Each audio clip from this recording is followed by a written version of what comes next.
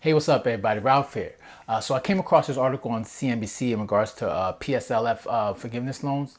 Basically, what it stands for is Public Service Loan Forgiveness. It's basically in regards to, like, if you're someone that works in like public service, like maybe for the government or a nonprofit, and then you apply for this and hoping to get in 10 years to get your loan forgiven, then you might want to like listen up to in this video because I guess the government's cracking down on loan providers that are deceiving those that are applying for this and hoping to get their loans forgiven in 10 years. So you want to make sure that at least when you're applying for these things, you want to make sure you do everything correctly, because it would be heartbreaking if in 10 years you're expecting to get your loan forgiven, then you find out when those 10 years are up that you don't qualify.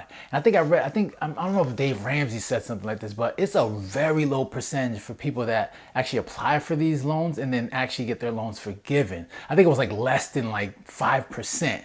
I'm not sure. So you might want to do your research on that, but I think I heard something about that.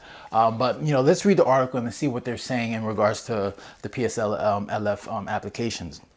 So it says the Consumer Financial Protection Bureau on Friday pledged a crackdown on student loan servicers that flout rules on loan forgiveness for public servants. The government agency said it plans to prioritize oversight of student loans in the coming year, with a specific focus on monitoring how servicers are engaging with federal loan borrowers about public service loan forgiveness, according to the compliance bulletin. The forgiveness program, created in 2007, lets nonprofit and government employees have their remaining federal student loans excused after 120 payments or 10 years. I mean, damn, that's a long time, but it makes sense because they probably looked at the data and found that a lot of people, maybe a percentage of people that that don't make all their payments, or they don't pay their loans, or they're probably in default. So if they can at least incentivize those that are actually coming into public servants, then make 120 payments, and after 10 years, then at least they can recoup a good percentage of that loan, because it's better to get let's say 120 payments than compared to those that are just not making payments at all and defaulting. So I mean, it's a good incentive program for those that are already entering in public service. If you're going to be working for the government or work for a nonprofit agency, it makes sense, for them to be like, all right, let's see if we can at least get 120 payments, and then after that, if they filled out the application correctly, we can just forgive their loans. So it's better than getting that than compared to what's probably whatever data that they have that most people aren't making payments on. So I mean, for me, 10 years is a lot, but if you're someone that's already in the public service, then why not apply for this and then hopefully get your loans canceled, relieved in after 10 years, right? Makes sense. So it says the program has been plagued by problems, and few borrowers have gotten the promised relief, many times because of the confusing or technical reason. This is what I was talking about, based on like the majority, a lot of people, I think it was less than 5% of people that actually applied for this program actually got their debts canceled, or forgiven. So it's like you got to make sure when you're doing it, you're applying, you got to make sure all the I's are dotted and T's are crossed to make sure that you're filling out the thing correctly, to make sure you actually qualify. Because after 10 years, then that you come to find out that you don't qualify, that would suck. So the CFPB, established in the wake of the 2008 financial crisis, found that some loan servicers, which manage student loans accounts, have deceived borrowers about their ability to become eligible for the public service loan forgiveness, according to the memo issued.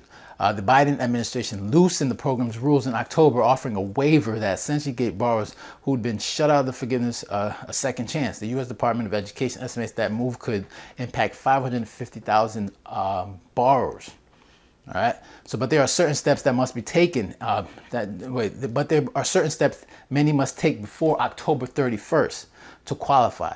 And the CFPB is worried servicers may not be giving borrowers accurate and complete information. So, if you're, like I said, if you're applying for this stuff, make sure that you're doing everything correctly. All right. Make sure that you double check, triple check to make sure you filled out the application correctly, and that you know exactly what needs to be done in order for you to qualify after those 10 years are up. Right, but I think the government's cracking down on loan service providers that are giving borrowers the incorrect information. So that's something that people want to watch out for. You want to make sure that you get the right information, because, like I said, man, after 10 years, you come to find out that you don't qualify. That would not be a good feeling. All right, so for example, to receive benefits, some borrowers will have to apply to consolidate their federal loans into a particular type of loan, which is called the direct loan, and submit a forgiveness form by October 31st. All right, so I'm gonna repeat that again. So to receive the benefit, borrowers will have to apply to consolidate their federal loans into a particular type of loan, which is called a direct loan. Once you do that, you got to submit a forgiveness form by October 31st. So illegal conduct by a student loan servicer can be ruinous for borrowers who miss out on the opportunity for debt cancellation. CFPB Director Rohit Chopra said in Friday's announcement, we will be working closely with the U.S. Department of Education to ensure that loan cancellation promises for public services are honored. Chopra, appointed by President Joe Biden, oversaw student loans at the Bureau during the Obama administration. The Dodd-Frank Act, signed in July 2010, established the CFPB to protect consumers from unfair, abusive, and deceptive financial practices, a response to the risky loans that tipped the U.S. into deep recession. The Bureau policies banking, mortgages, student loans, debt collection, yada, yada, yada.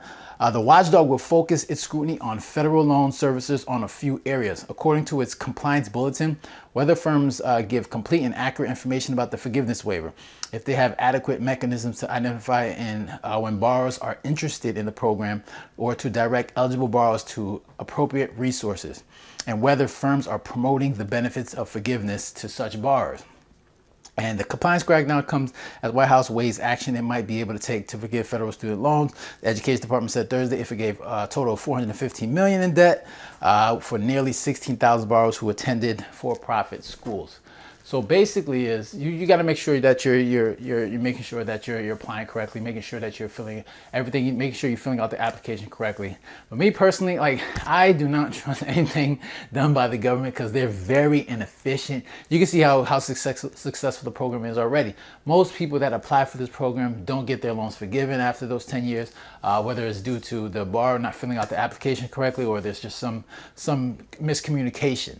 So obviously, if you're someone that's going to be, work for the government, work for a nonprofit, and you're going to do this, just make sure that you're filling out the application correctly, because I mean, it's so easy to get this thing messed up. And when government runs some things, things get confused, and there's always a misunderstanding of what needs to be done. So make sure you're doing it correctly. And if you're going to get into that profession, make sure you're filling out everything correctly. All right, so that's all you got for you guys today. Make sure if you got any comments or questions, make sure you leave a comment down below, hit the like button, and do not forget to subscribe. All right, so you guys take care and have a good one. Later.